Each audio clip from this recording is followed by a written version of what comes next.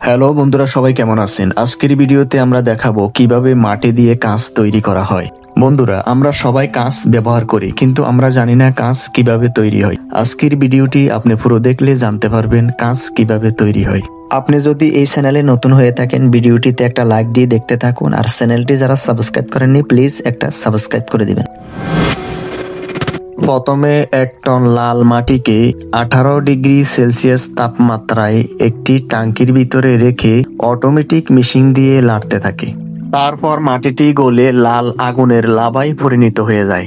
লাভাগুলিকে বোতলের সাইজে মেশিনে কেটে কেটে আরেকটি মেশিনের ভিতরে দেওয়া হয়। এখান থেকে লাভাগুলি অটোমেটিক রোবট মেশিনের মাধ্যমে আরেকটি জায়গায় নেওয়া হয়।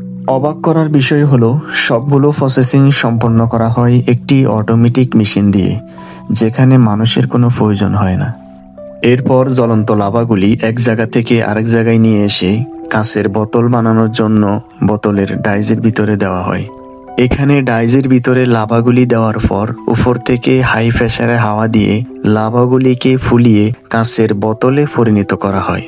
এইভাবে দৈনিক 1000 টন বালি দিয়ে কাঁচ তৈরি করার প্রসেসিং চলতে থাকে। কাঁচের বোতলগুলি ডাইস থেকে বের হওয়ার পরে একটি বেল্টের উপরে সিরিয়ালে সাজানো হয়। সাজানো হলে বোতলগুলো অন্য জায়গায় পাঠানো হয় ঠান্ডা করার জন্য। গরম বোতলগুলো এখানে এনে সিরিয়ালে পানি দিয়ে ঠান্ডা করা হয়। ঠান্ডা হয়ে যাওয়ার পর বোতলগুলোকে সিরিয়ালে বেল্টের মাধ্যমে অন্য আরেকটি জায়গায় পাঠানো হয়। এখানে বোতলগুলোর মুখে একটু করে পলিশ মেরে দেওয়া হয়, বোতলগুলোর মুখে যেন দাঁড় না থাকে। তারপর সবগুলো বোতলের মুখে একটি করে রাবার ঢুকিয়ে চেক করা হয় মুখগুলো ঠিক আছে কিনা।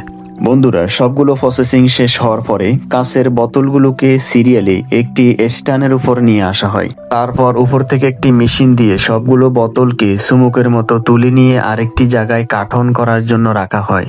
বন্ধুরা, আজকের ভিডিওতে দেখানো হয়েছে মাটি দিয়ে কিভাবে কাঁচ বা কাঁচের বোতল তৈরি করা হয়। পরবর্তী ভিডিও পাওয়ার জন্য চ্যানেলটিতে একটা সাবস্ক্রাইব করে দিন।